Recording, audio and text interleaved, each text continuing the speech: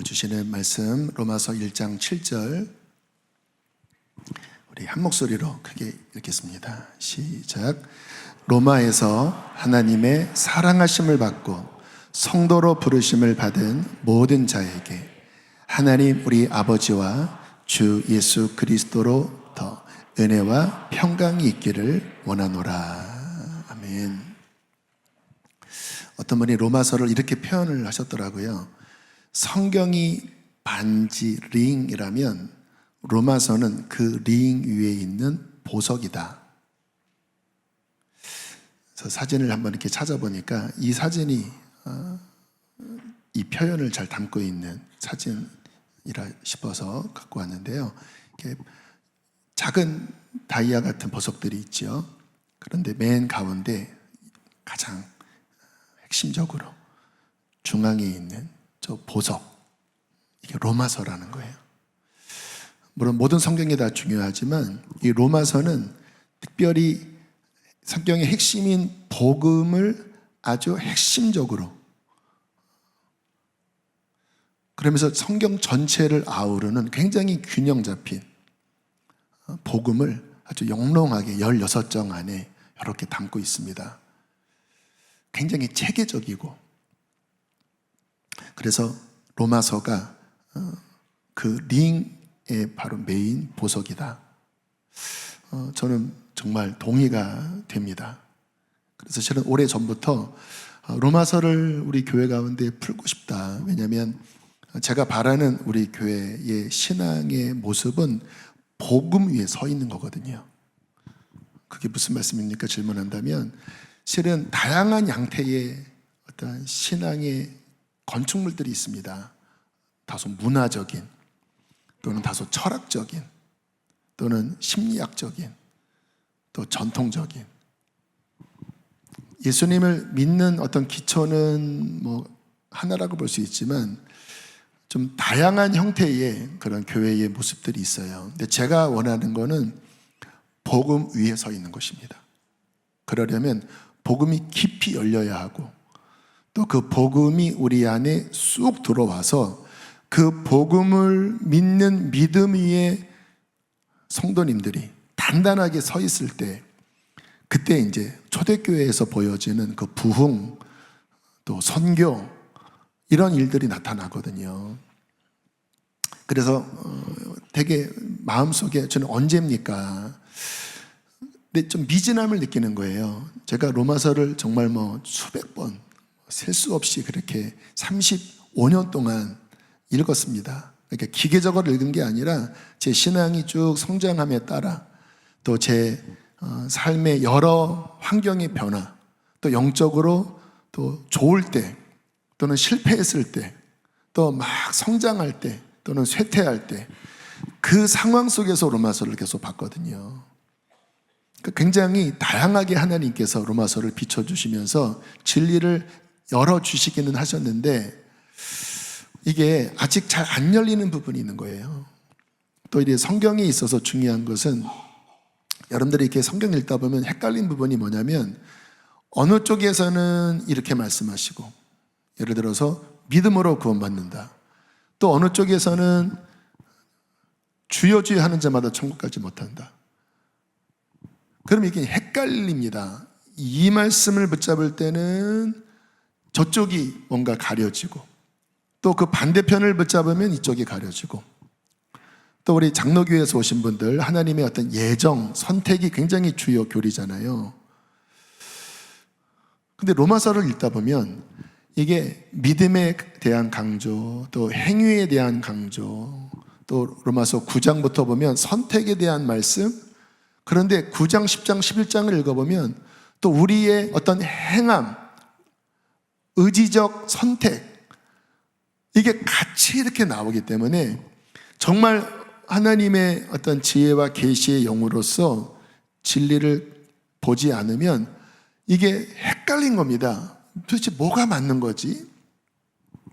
저는 그래서 좀 주저주저한 마음이 있었는데, 모르겠습니다.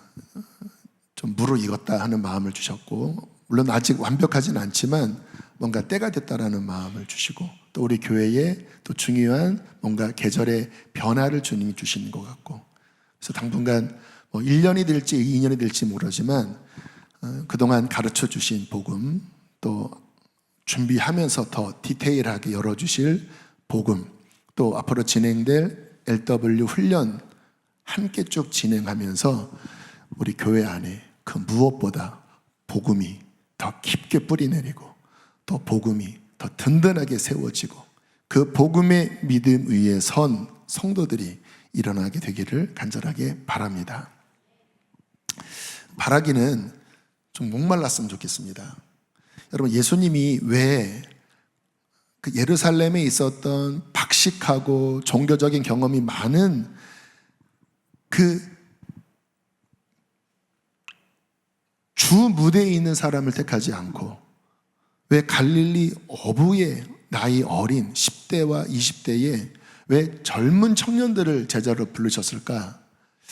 그들은 이렇게 유연하게 하나님의 말씀을 받아들일 준비가 되었기 때문에 그래요.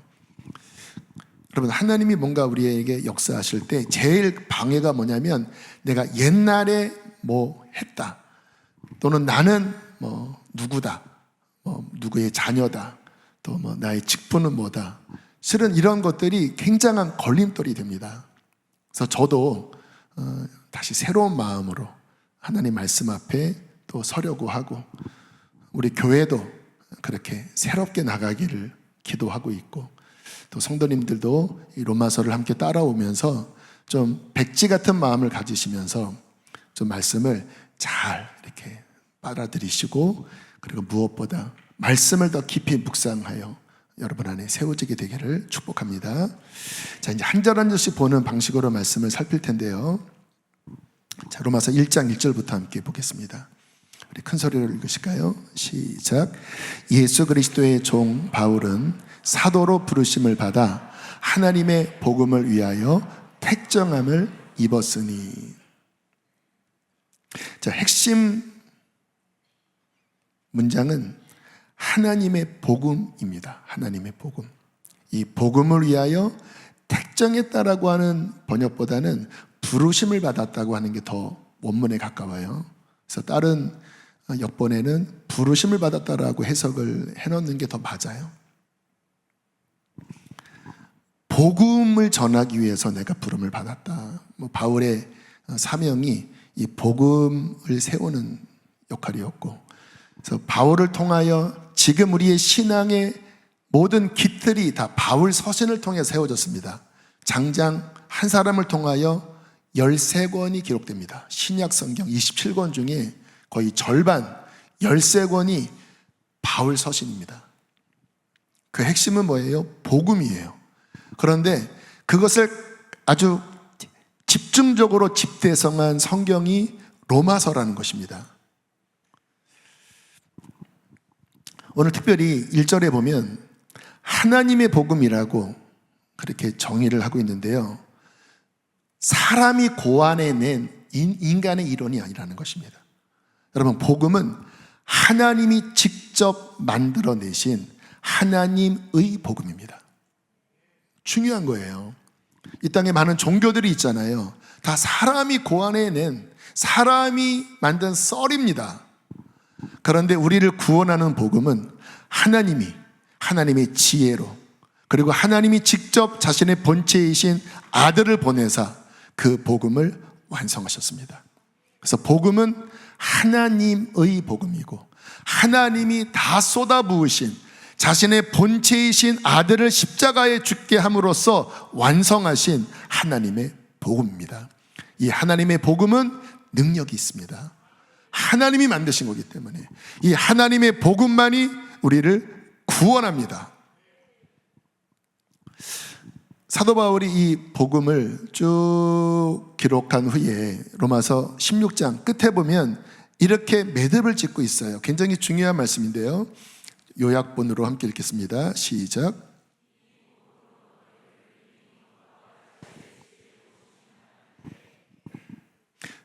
뭐라고 지금 말씀하는지 보이십니까?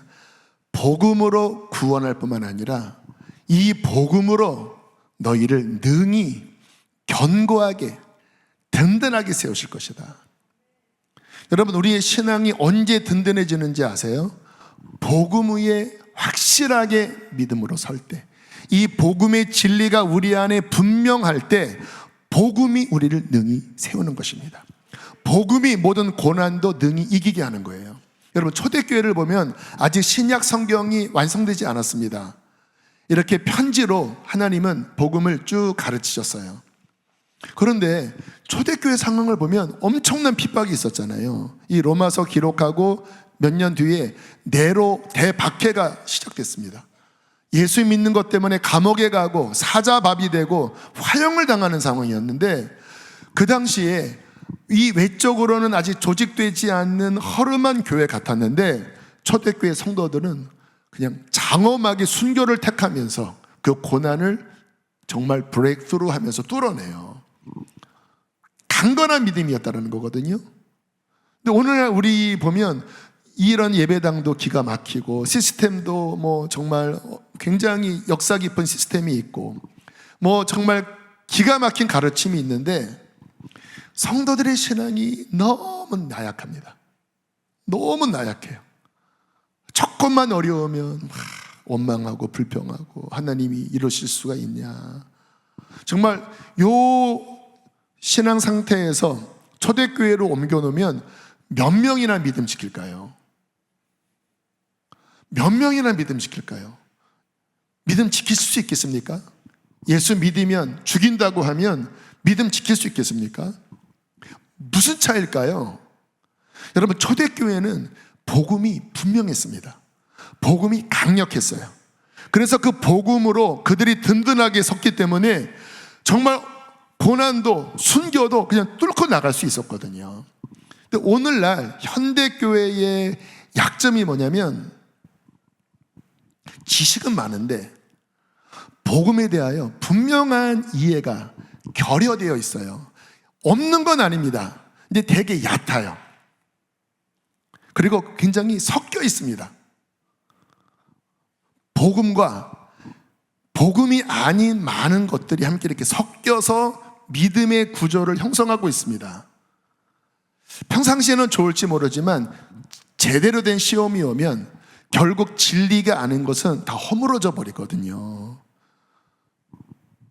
그러니까 너무나 현대교회 성도들의 신앙이 약하고 쉽게 흔들리고 견고하지 않는 이러한 상황 속에서 정말 하나님의 복음이 무엇인지를 깊이 이해할 때 이 복음이 우리를 능히 견고히 세울 것입니다.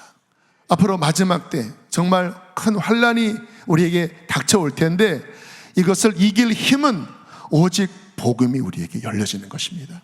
저도 말씀을 준비하면서 이게 맞다라고 싶은 게 복음은 명확하게 문제의 원인을 정확하게 보여주거든요. 어디에서 문제가 왔는지, 그리고 이 문제를 해결할 방법에 대해서 할 수 없는 길과 하나님이 말씀하신 할 수 있는 길을 분명하게 제시하고 있거든요. 그리고 이것을 어떻게 해야 누릴 수 있는지도 이 로마서 안에, 복음 안에 담겨져 있거든요. 그러니까 원인 진단과 솔루션, 또 잘못된 길을 가르쳐 주니까 이대로 가면 승리하는데 가만히 성도들 보면 이게 섞여 있습니다. 그러니까 믿음이 있는 것 같은데 얘기 들어보면 뭐가 이렇게 많이 섞여서 이게 뭔가 시원하지 않는 거예요. 그러다가 문제가 생기면 이제 이게 막 드러나고 막 시험 들고. 여러분, 우리 교회 정체성은요, 교회 시작할 때부터 첫 번째 교회의 비전이 복음입니다. 복음. 복음으로 영혼을 구원하는 교회. 맨 마지막이 뭐예요? 복음을 전해서 선교 완성을 이루는 교회. 가운데 게 뭐예요? 복음의 축복인 성령의 충만함을 누리고 이 복음으로 훈련시켜서 땅끝까지 복음을 전하는, 이게 교회의 정체성이에요. 그래서 이번에 로마서를 열면서 우리 교회 안에 이 복음이 막 워킹하게 하고 이 성도들 또 훈련시키면서 복음으로 무장된 그런 교회로 세우는 것은 정말 하나님이 기뻐하시는 뜻이고 또 우리의 큰 축복인 줄로 믿습니다. 자, 이제 2절부터 본격적으로 복음을 가르치기 시작하는데요. 자, 자, 한 절 한 절 잘 따라오시면 좋겠습니다. 자, 2절입니다. 크게 읽겠습니다. 시작. 이 복음은 하나님이 선지자들을 통하여 그의 아들에 관하여 성경에 미리 약속하신 것이라. 그러니까 이게 한 절 한 절이 다 중요해요. 그래서 앞으로 이 방식이 한 절 한 절 끌어갈 것입니다. 그래서 아마 이 현장에서 들으시면 아마 한 40% 정도밖에 안 들어오실 거예요. 그래서 꼭 한 번 더 들으시면서 오라드도 하시고 또 좀 정리도 해보면 좋겠는데, 자, 이 복음은 하나님이 만드셨는데 어느 날 뚝 떨어지게 만드신 게 아니라 수천 년에 걸쳐 여러 선지자들을 통하여 미리 아들에 관하여 예언해 놓은 것이 성취된 것이다. 여러분, 성경을 읽어보시면, 특별히 구약 성경을 읽어보시면 하나님이 되게 중요하게 여기는 게 증거, 증언.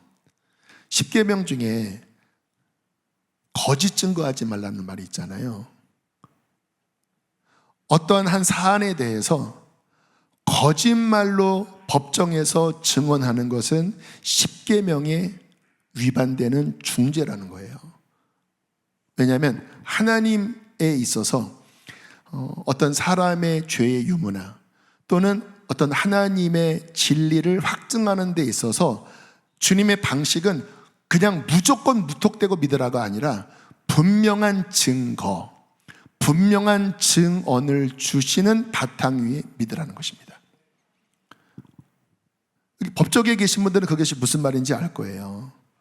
뭐 썰이 중요한 게 아닙니다. 확실한 증거가 있느냐, 확실한 증언이 있느냐, 증언자가 있느냐, 그 증언자의 모든 증언이 분명한 사실 위에 기초되어 있는 거냐, 이게 판단하는 또는 믿음을 갖는 굉장히 중요한 기초라는 것입니다. 근데 놀랍게 하나님이 우리에게 신앙을 요구하실 때 그 증언, 그 증거를 기초하시고 그 위에 믿으라고 말씀을 하시는 거예요.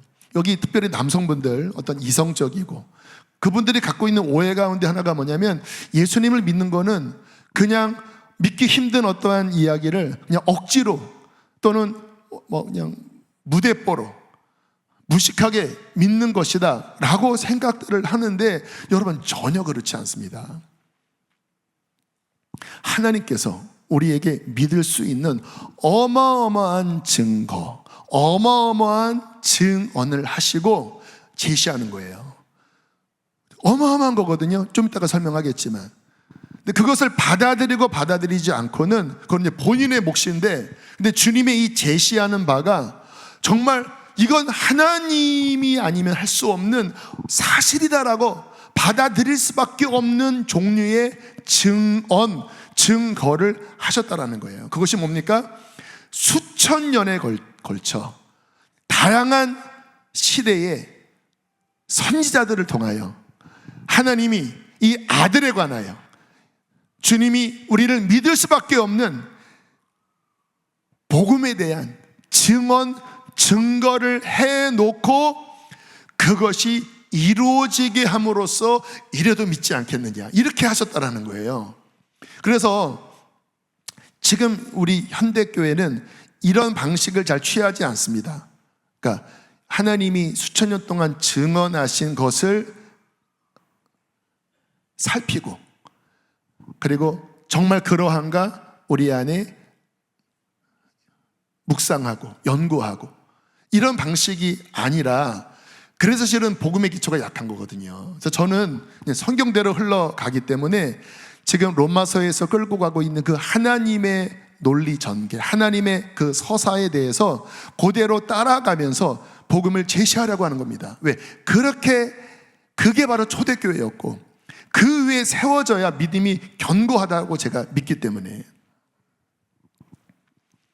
자, 그러면 하나님이 수천 년 동안 예언하신 내용들 한번 살펴볼까요? 자, 첫 번째, 하나님이 구약에 보면 특별히 이사야서가 굉장히 중요한데요, 그 하나님의 복음의 구원자는 이스라엘 가운데서도 유다 족속, 그 유다 족속 가운데에서도 다윗의 혈통으로 오실 것이다. 자, 이사야 11장 1절 2절 크게 읽겠습니다. 가로는 빼고 읽으세요. 시작. 이새의 줄기에서 한 싹이 나며 그 뿌리에서 한 가지가 나서 결실할 것이요 그의 위에 여호와의 영 곧 지혜와 총명의 영이요 모략과 재능의 영이요 지식과 여호와를 경외하는 영이 강림하시리니. 이새는 다윗의 아버지라는 거 아시죠? 줄기라고 하는 것은 그 혈통이라는 뜻입니다. 여기에서 한 가지가 날 거다, 한 싹이 날 거다. 이 싹의 히브리어는 낫지르입니다. 낫지르. 좀 이따 제가 이것도 설명해 드릴게요. 여기에서 한 사람이, 하나님이 보내신 구원자가 나올 텐데, 하나님은 그에게 여호와의 영, 기름 부음, 하나님의 그 영을 막 기름 부어서 이 세상에 하나님의 왕되심을 선포하게 할 것이다. 자, 두 번째는 그분의 출생지입니다. 미가서 5장 2절 함께 읽겠습니다. 시작. 베들레헴 에브라다야, 너는 유다 족속 중에 작을지라도 이스라엘을 다스릴 자가 내게서 내게로 나올 것이라. 그의 근본은 상고의 영원에 있느니라. 참 신비하지 않습니까? 그의 출생은 작은 고을, 베들레헴이 작은 고을입니다. 베들레헴에서 태어난다. 왜냐하면 다윗의 고향, 다윗의 뿌리이기 때문에. 그런데 그는 베들레헴이 원래 고향이 아니다. 그의 근본은 영원 전부터 있는 하나님의 아들이다. 자, 그래서 이 메시아의 출생지가 분명해졌지요. 베들레헴. 근데 아까 제가 낫지르라고 했잖아요. 근데 성경은 예수님을 나사렛 사람이다, 베들레헴 사람이 아니라 나사렛 사람이다. 그래서 여러분 복음서 읽어보면 예수님을 메시아라고 이렇게 증언할 때 사람들이 무슨 대답을 했냐면, 야, 나사렛에서 나왔잖아. 그 사람 나사렛에서 살고 있잖아. 무슨 나사렛에서 무슨 메시아가 나와? 그럼 말이 안 되는 거야. 이렇게 대답을 했거든요. 여러분, 나사렛, 아까 제가 낫지르라고 하는 단어 가로 했잖아요. 한 싹이 나며가 낫지르입니다. 그래서 마태복음 1장에서는 나사렛 사람이라 칭하리라.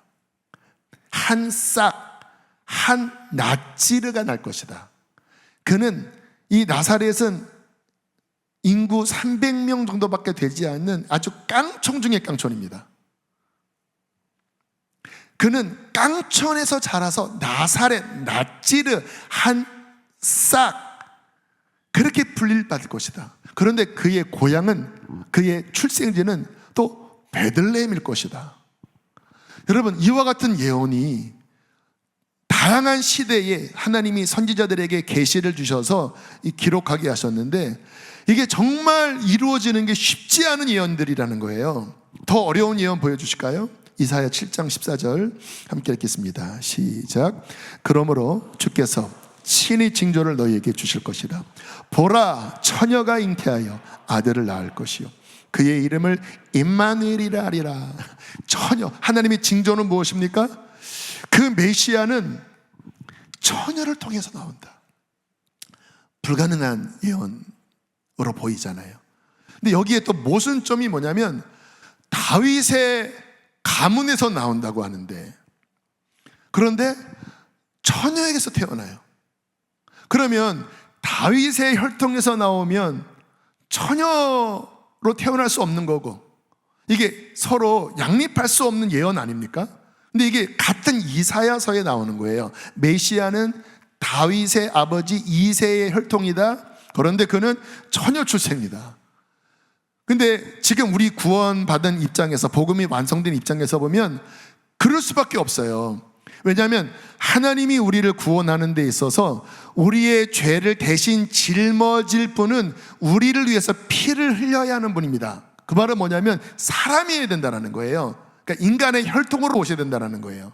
그런데 모든 사람은 죄인이기 때문에 인간이 죄를 해결해야 되지만 인간은 죄를 해결할 힘이 없다는 거예요. 그래서 하나님의 방식은 무엇입니까?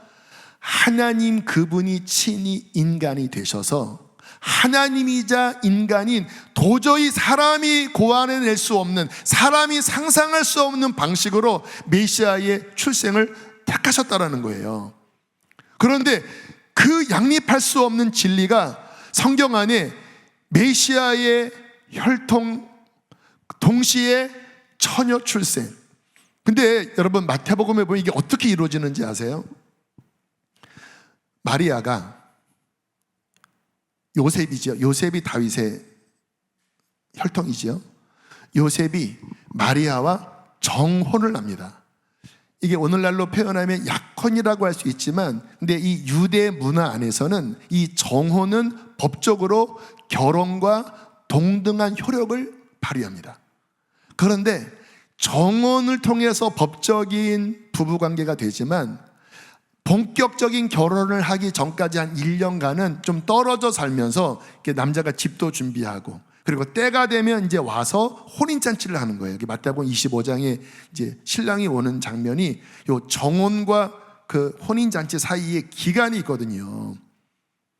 그런데 성경을 보시면 정혼한 직후에 갑자기 천사 가브리엘이 마리아에게 방문합니다.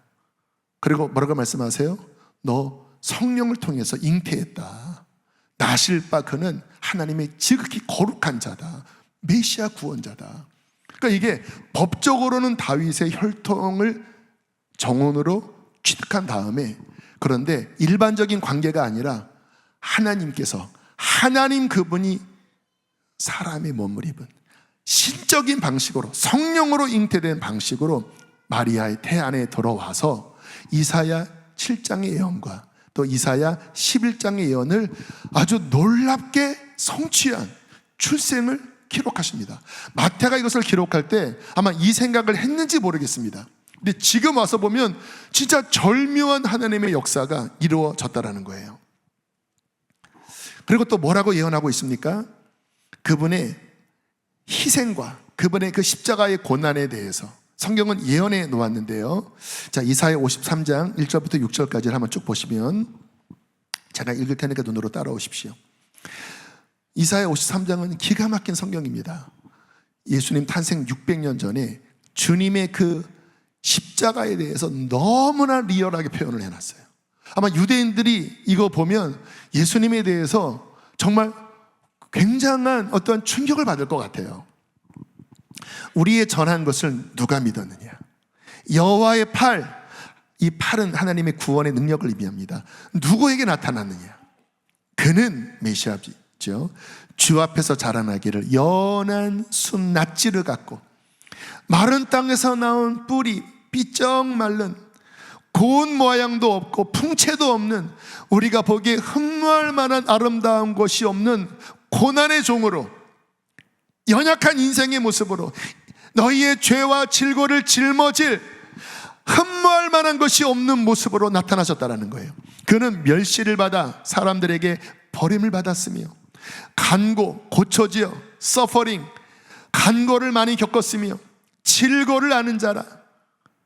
마치 사람들이 그에게서 아유 재수없어 얼굴을 가리는 것 같이 멸시를 당하였고 우리도 그를 귀히 여기지 아니하였도다.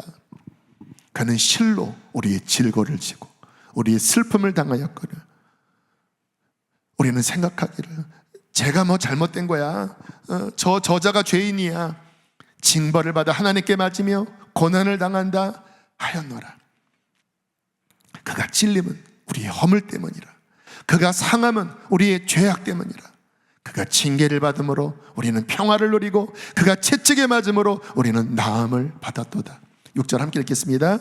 우리는 다 양 같아서 그릇 행하여 각기 제 길로 갔거늘 여호와께서는 우리의 모두의 죄악을 그에게 담당시키셨도다.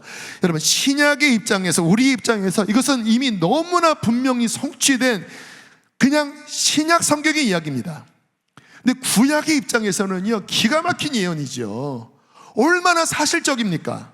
600년 전에 이사야가 하나님의 계시를 받고 장차 오실 그 메시아가 어떠한 모습일지, 사람들에게 어떠한 취급을 당할지, 어떠한 고통을 당하고 어떻게 죽으실지, 그리고 그 죽음의 의미가 바로 우리의 죄와 우리의 허물인 것을, 그러니까 우리 신약에서 읽고 있는 그 놀라운 사실을 이사야가 막 예언을 받고 눈물을 펑펑 흘리면서 막 기록했다라는 거예요. 우리는 그를 무시하고 멸시했지만 하나님은 우리의 모든 죄와 모든 짐을 그에게 짊어지셨도다. 얼마나 감격하면서 썼겠습니까? 여러분, 역사상 이와 같은 예언들이 과연 성취될 수 있을까요? 물론 우리 입장에서는 성취됐지만 한번 객관적으로 보자라는 거예요. 이 어마어마한 예언들, 정말 이게 이루어진다면 이것보다 더 확실하게 믿을 수 있는 증거가 어디 있겠습니까? 9절, 죽음 이후에 그의 무덤이 악인들과 함께 있었으며 그가 죽은 후에 부자와 함께 있었도다. 성경 아시죠? 예수님 돌아가시니까 부자 아리마대 요셉이 빌라도에게 가서 그분은 의인이었습니다. 그분이 돌아가신 것을 나는 애통하게 여깁니다. 내가 파놓은 묘실에 그를 안장하도록 허락해 주십시오. 그렇게 이야기를 했잖아요. 그런데 이미 600년 전에 그의 묘실이 바로 부자의 묘실이 될 것이다. 더 놀라운 예언을 말씀드릴까요? 아마 이 부분은 여러분들 새롭게 열리실 것입니다. 자, 이사야 53장 10절 11절인데요. 여호와께서 그에게 상함을 받게 하시기를 원하사 십자가에 죽게 하기를 원하사 질고를 당하게 하셨은즉 그의 영혼을 속건제물, 그 자신을 희생제물로 드리게 이르면 십자가의 죽음에 이르게 되면 그가 씨를 보게 되며 그 열매를 보게 되며 그의 날은 길 것이요. 이게 무슨 의미죠? 또 그의 손으로 여호와께서 기뻐하시는 뜻, 인류 구원의 뜻을 성취하리로다. 11절 읽어보실까요? 시작. 그가 자기 영혼에 수고한 것을 보고 만족하게 여길 것이라. 나의 의로운 종이 자기 지식으로 많은 사람을 의롭게 하며 또 그들의 죄악을 친히 담당하리로다. 자, 앞에 그가 자기 영혼에 수고한 것을 보고 만족하게 여길 것이라. 무엇을 담고 있는 예언인지 아세요? 부활을 담고 있는 예언입니다. 여러분, 죽음으로 끝났으면 자기의 죽음 이후에 맺어질 그 결과, 인류 구원의 그 결과에 대해서 볼 수 없잖아요. 근데 지금 뭐라고 말씀합니까? 자기 영혼에 수고한 것을 보고 만족하게, 야, 이제 됐다. 이건 뭐예요? 부활하셨다라는 거예요. 그리고 이 부활 후에 이 복음이 온 세상에 전파될 것, 자기 지식으로 많은 사람을 의롭게 하며 많은 사람들에게 죄사함을 주며, 우리가 포함되어 있잖아요. 이 복음이 온 세상에 전파되어서 많은 열매들이 맺을 것을 그분이 보고 만족히 여길 것이라, 기뻐할 것이라. 왜? 부활하셨기 때문에. 여러분, 이와 같은 기가 막힌 예언들이 구약의 다양한 시대에 못을 박아 놨다라는 거예요. 자, 아까 증거 중요하다고 그랬죠. 구약에 보면요, 어떤 선지자가 어떤 예언을 할 때 결과를 봐라. 그 말한 대로 이루어지면 참 선지자고, 만약에 이루어지지 않으면 돌로 쳐 죽여라. 그는 거짓말쟁이다, 미혹이다, 그렇게 말씀을 했습니다.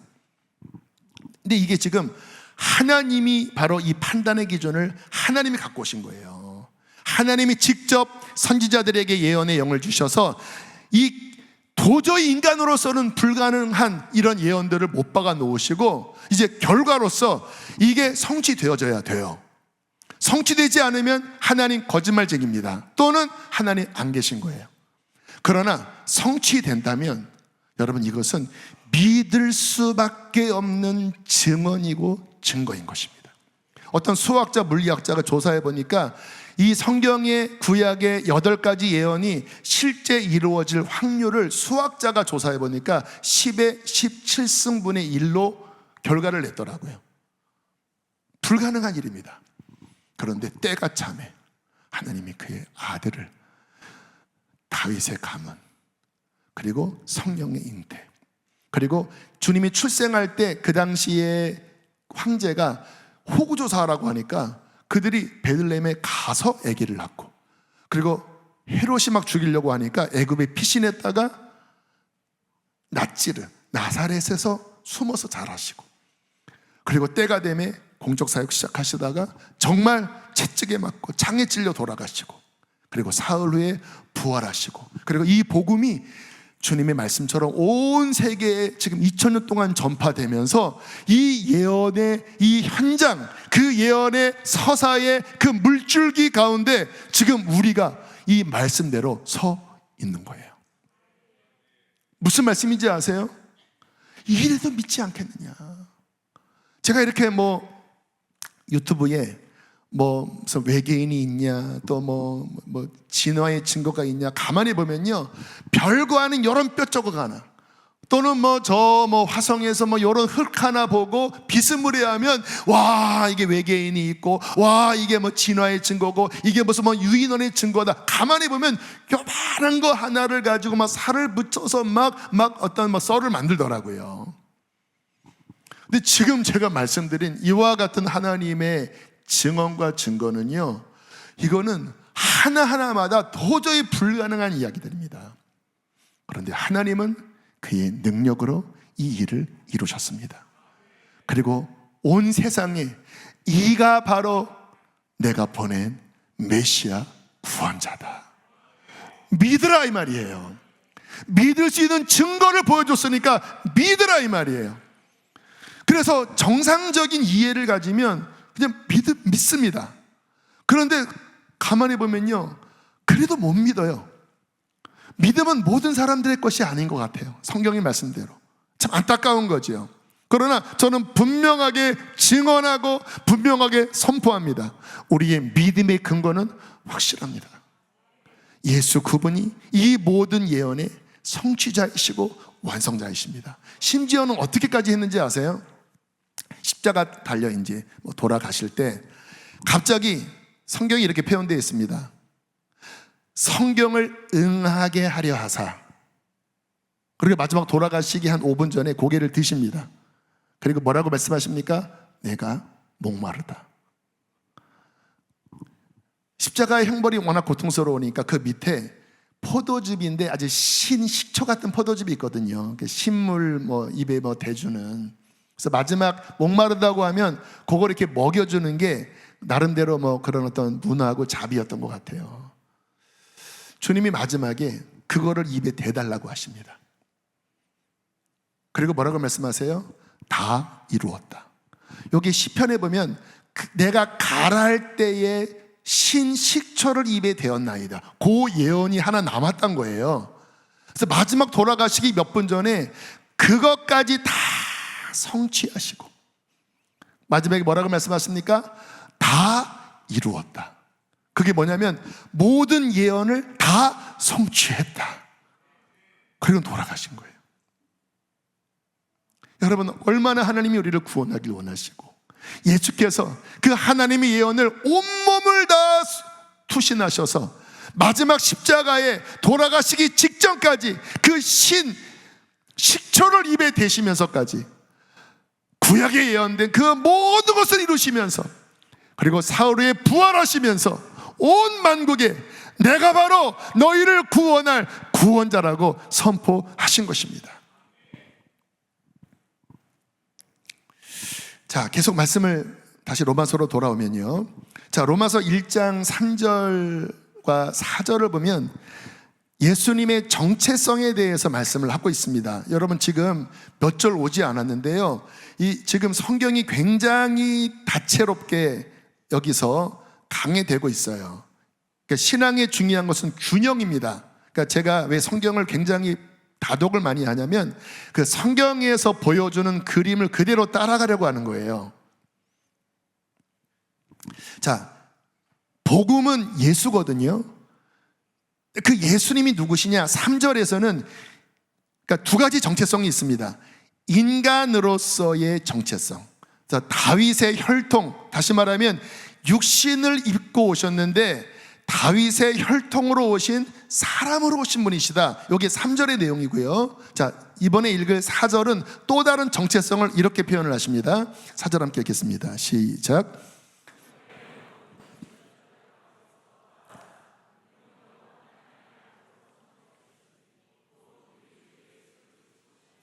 제가 다양한 역본으로 쭉 보면서 성결의 영으로는 여기 무슨 뜻이냐면 성령으로는 이렇게 해석도 합니다. 근데 흐름을 보면요, 그 의미가 아니에요. 육신의 혈통으로는 다윗의 혈통 사람으로 오셨는데 그것만이 예수의 정체성의 전부가 아니다. 영적인 측면에서는, 그의 거룩한 영의 측면에서 그분은 하나님의 아들이시다. 근데 이게 어떻게 증명되었느냐? 그가 죽으신 다음에 하나님의 능력으로 부활하실 때, 죽은 자 가운데서 부활하실 때 그 부활을 통하여 그의 영적인 정체성, 영적인 신분이 분명하게 선언되셨는데 그분은 하나님의 아들이셨다라는 거예요. 제가 아까 설명했잖아요. 사람이어야 하고 동시에 하나님이셔야 한다. 그래야 우리를 구원할 수 있다고 그랬잖아요.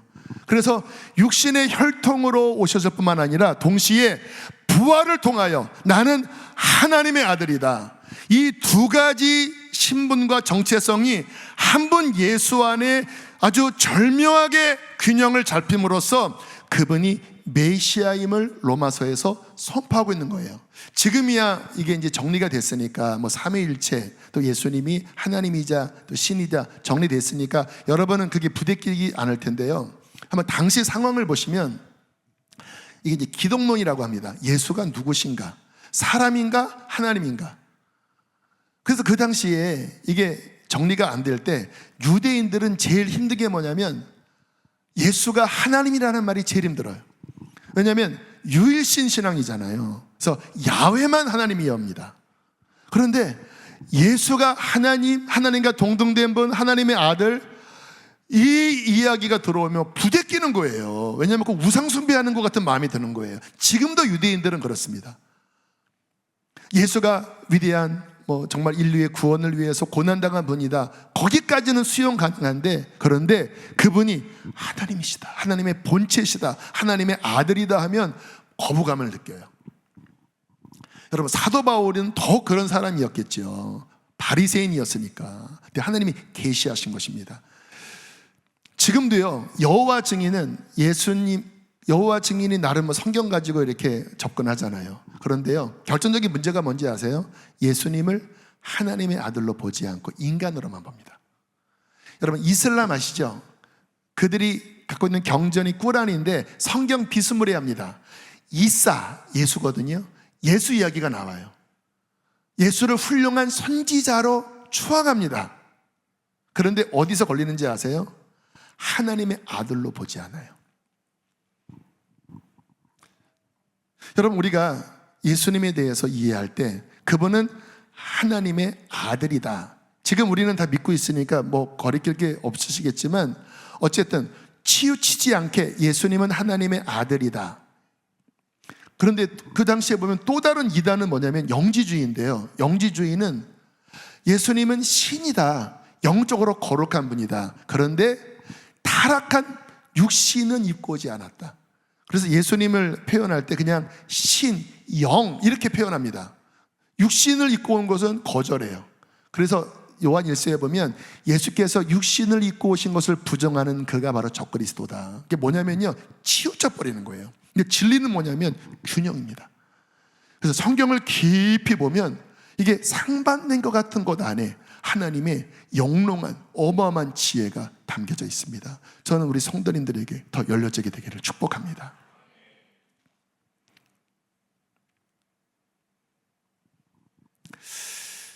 자, 이제 오늘 말씀을 좀 마무리 지을 텐데요. 사도 바울이 이 하나님이 만드신 복음을 위하여 부르심을 받고, 그리고 우리에게 복음을 쭉 이제 선포하고 계신 거예요. 이 복음은 하나님이 만드신 것이다. 그러면서 그 복음의 핵심인 예수가 누구신지를 쭉 가르치고 있어요. 어떻게 예언된 분이 어떻게 성취되었고, 그분이 다윗의 혈통일 뿐만 아니라 어떻게 신으로서, 부활로서 하나님의 영광을 선포하셨는지를 쭉 지금 벌써 1장 1절 2절 3절 4절 오면서 선포하고 있습니다. 자, 여기서 중요한 결론을 말씀드리면, 여러분, 결국 우리의 신앙, 아까 복음으로 구원받고 복음으로 견고해진다고 그랬잖아요. 그러면 신앙의 키, 신앙의 핵심은 무엇일까요? 예수입니다. 그래서 이런 쭉 말씀을 들으면서 아마 감사하게 제가 계속 예수님에 대해서 말씀을 제가 굉장히 뜨겁게 전하고 있잖아요. 왜 뜨겁냐면 저는 이 복음을 선포할 때, 특별히 예수님을 깊이 있게 선언할 때 제 영이 막 활력을 얻어요. 여러분, 신앙은 뭔지 아십니까? 그 예수를 바라보는 것이에요. 이렇게 말씀을 들으면서 예수님이 누구신가 생각을 하는 게 예수님을 바라보시는 거거든요. 그리고 더 깊이 있게 예수님을 아는 것입니다. 그리고 내 마음으로 그 예수님을 받아들이고, 그게 믿음이죠. 그리고 모든 일에 그 예수님을 의지하는 것입니다.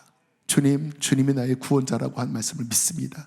당신은 인간으로서 내 모든 죄를 담당하시고 나의 모든 연약함을 친히 채울하신 분이십니다. 나를 도울 수 있는 분입니다.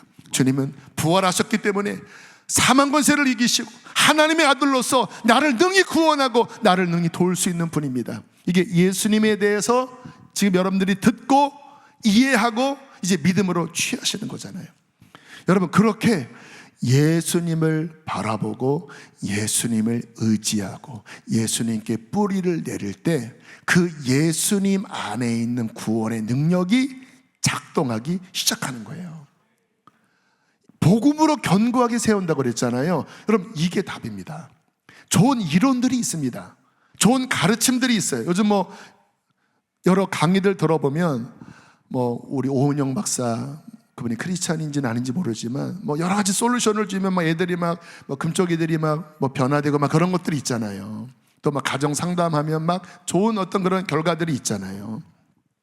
여러분, 그러나 우리가 알아야 합니다. 정말 우리의 깊은 뿌리를, 우리의 가정의 깊은 뿌리를 하나님의 구원의 능력으로 변화시킬 수 있는 분은 예수밖에 없습니다. 하나님이 그의 아들을 구원자로 보내주신다고 했을 때 그 아들은 우리를 모든 죄와 모든 실패와 우리의 가정에, 우리 인생의 그 모든 근원적인 것들을 능히 건져낼 수 있는, 능히 일으킬 수 있는, 능히 도울 수 있는 완전한 구원과 완전한 생명을 예수 그분 안에 담아두셨다는 거예요. 신앙은 무엇입니까? 그분을 믿는 것입니다. 그분을 믿는 건 뭐예요? 그분을 의지하는 것입니다. 그분을 부르는 것입니다. 그분을 사랑하는 것입니다. 그때 그분이 우리를 도와주신다는 거예요. 자, 마지막 결론입니다. 7절입니다. 우리 7절 함께 읽겠습니다. 시작. 로마에서 하나님의 사랑하심을 받고 성도로 부름을 받은 모든 자에게 하나님 우리 아버지와 주 예수 그리스도로부터 은혜와 평강이 있기를 원하노라. 자, 이 당시에 아직 바울이 로마에 가지는 않았을 때였어요. 소문을 들은 겁니다. 그 당시에 로마가 전 세계 중심부였잖아요. 근데 로마에도 교회가 세워졌다라는 거예요. 여러분, 그 당시에 이 기독교는 아직 굉장히 초기 단계이기 때문에 그 사회 속에서 무슨 소리야, 뭐 그런 분위기입니다. 그런데 하나님의 은혜로 로마의 복음이 전해졌을 때 복음을 받아들인 성도들이 그 안에서 일어났다라는 거예요. 그리고 바울이 편지를 쓸 때 뭐라고 편지를 씁니까? 로마에서 하나님의 사랑하심을 받고, 여러분, 하나님의 사랑하심을 받은 증거가 뭔지 아십니까? 복음이 들려질 때 마음이 열리는 것입니다. 이게 믿겨지는 거예요. 여러분, 믿음은 모든 사람들의 것이 아니라니까요. 근데 제가 이렇게 사역하다 보면 어떤 이들은 그냥 처음 교회 왔는데 이제 복음이 쑥 들어가요. 그리고 눈물을 흘리면서 회개를 해요. 성령을 받아요. 여러분, 그 증거는 뭐냐면 하나님이 그를 사랑하셨기 때문에 그에게 이 놀라운 구원의 믿음을 주신 것이라는 거예요. 그래서 사도 바울이 로마에 얼마나 많은 사람들이 있었겠습니까? 소수가 크리스천이었는데 바울이 너희들은 하나님의 사랑을 받는 자야, 너희들은 성도로 부름을 받았어, 하나님이 너희의 아버지야, 천국을 유업으로 주게 될 거야, 너희들에게 이제 하나님의 은혜와 평강이 있기를 내가 축복하고 이 어마어마한 주님이 계시하신 이 복음의 진리를 이 편지를 통하여 너희에게 줄게. 좀 있으면 방문하겠지만 미리 이 복음의 편지를 쓸게. 여러분, 우리는 이 복음적 정체성을 분명하게 가지셔야 합니다.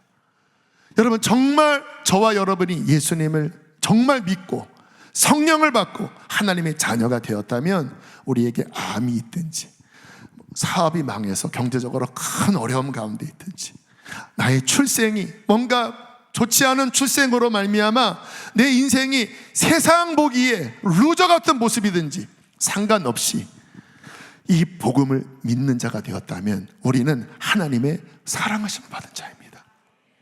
우리는 가장 큰 복을 받은 자입니다. 이 어마어마한 복음이 내 안에 들어왔고 이 복음으로 나는 새로운 정체성을 가지고 이제 복음으로 하나님의 자녀로서 나는 멋지게 하나님의 나라를 위해서 일하다가 내 짧은 인생이 끝나는 그날 나는 내 아버지의 본향 영원한 집으로 들어가게 될 거야. 내가 이 땅에서 삶의 이유는 이 하나님을 사랑하고 이 복음을 전하여 한 영혼이라도 구원하는 거야. 여러분, 이와 같은 믿음으로 감사한 마음으로 저와 여러분이 서게 되기를 축복합니다. 그래서 이 믿음이 정말 우리 교회 안에, 글쎄요, 아까 말씀 준비하면서 와, 이와 같은 말씀들이 우리 교인들 안에 얼마나 들어갈까? 나름대로 뭐 믿고 있는 것 같지만 저는 그 차원이 아닙니다. 강력하게 들어가게 되기를 축복합니다.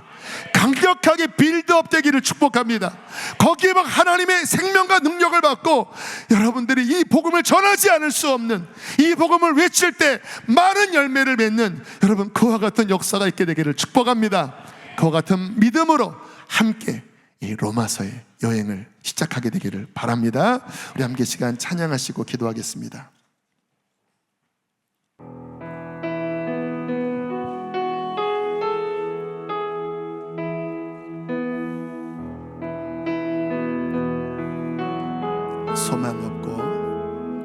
소망 없고 빛도 없는 어두운 세상에 하나님이 사랑하사 우리에게 오셨네. 예언하신 약속대로 말씀이 육신 되어 하늘 영광 버리시고 이 땅으로 오셨네. 찬양하세, 찬양하세 우리 주 삼위일체 하나님 지극히 높으신 주 영원토록 찬양합니다.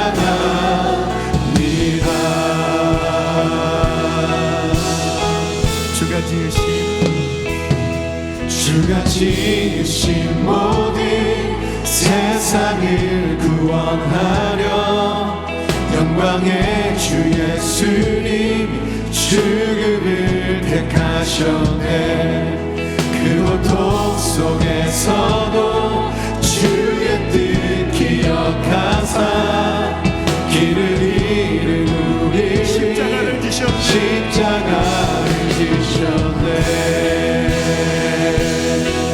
우리 그분을 찬양합시다. 찬양하세, 찬양하세 우리 삼위일체 하나님, 삼위일체 하나님 지극히 높으신 주 영원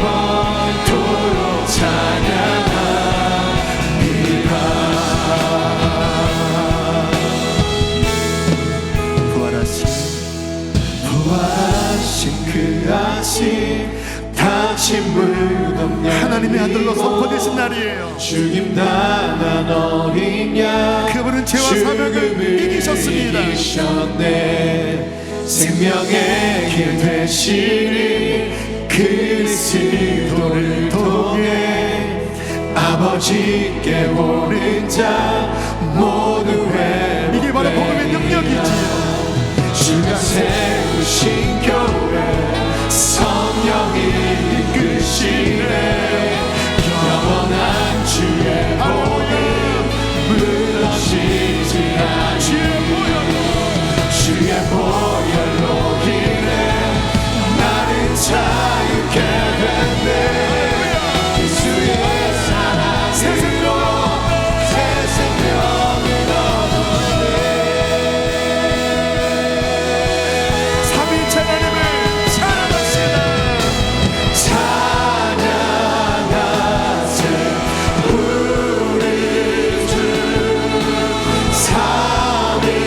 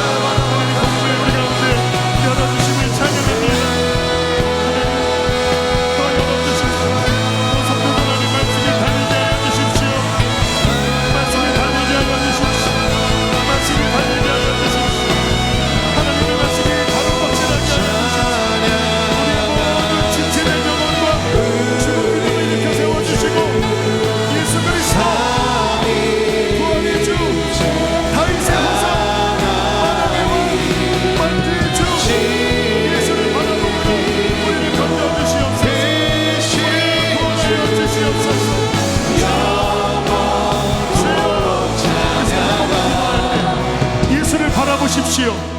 믿음의 창시자여 완성자이신 예수를 바라보는 것이 구원입니다. 여러분의 삶에 또 여러분의 내면 가운데 어떤 문제들, 어떤 침체, 또 가정의 어떤 갈등과 고민들, 또 육신의 질병의 문제들 가운데 가라앉은 분이 많이 계십니다. 여러분, 이길 힘은 다른 게 아닙니다. 예수를 바라보는 것입니다. 예수 이름을 부르는 것입니다. 주님의 구원을 구하는 것입니다. 그때 주님 안에 있는 놀라운 승리가 여러분의 영혼력을 일으켜 주실 것입니다. 우리 그와 같은 믿음으로 주님을 똑바로 직시하시면서 주님 나를 구원하여 주시옵소서. 주여 나의 가정을 살려 주시옵소서. 내 인생을 일으켜 주시옵소서. 우리 주여 한번 부르시고 마지막 기도하시겠습니다. 주여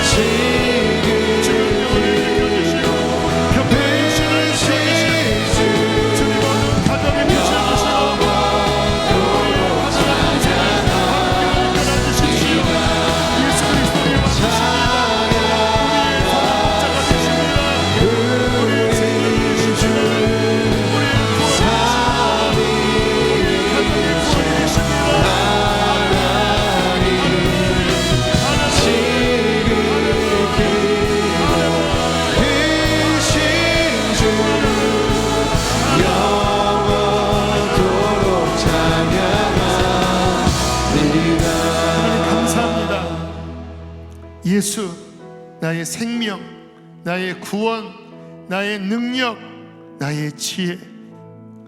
예수님을 믿음으로 바라봅니다. 주님 더 알고 싶습니다. 더 온전한 믿음이 되기를 원합니다. 하나님, 우리 교회에 선포하신 복음으로 단단해질지어다, 복음으로 견고해질지어다. 하나님, 이 선포된 말씀이 이제 새롭게 열리는 이 시즌 가운데에 하나님 우리 가운데 달리게 하여 주십시오. 성도들이 더 이상 연약한 믿음이 아니라 또 혼재된 인본주의에 섞인 믿음이 아니라 하나님의 생명의 능력의 말씀 위에 든든하게 서서 내가 구원받을 뿐만 아니라 우리의 가정이 구원받고 온 세상을 구원해낼 수 있는 하나님의 복음의 일꾼들 다 되게 하여 주시옵소서. 몸이 아픈 이들 위하여 기도합니다. 그는 실로 우리의 질고를 졌다고 말씀하셨사오니 우리의 채찍을 맞을 때에 나음을 입었다고 말씀하셨사오니 그 능력으로 선포합니다. 고침받을 지어다, 치유받을 지어다. 암이 녹아지고 우울증이 떠나가고 공황 증세가 떠나가고 모든 병이 예수의 이름으로 십자가의 능력으로 치유될 지어다. 주 예수를 믿어라 너와 네 집이 구원을 얻으리라 하셨습니다. 우리의 가문을 예수의 피로 씻어 주시옵소서. 우리의 가문을 새롭게 빚어 주십시오.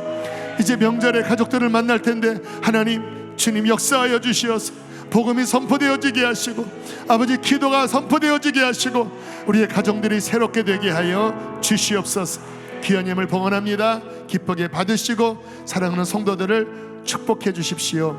이제는 우리 주 예수 그리스도 구원의 은혜와 하나님 아버지의 크신 사랑과 우리 안에 내주하셔서 진리를 열어주시는 성령님의 교통하심이 오늘 예배하는 모든 이들 심령 안에 가정 위에 영원토록 함께 있을지어다.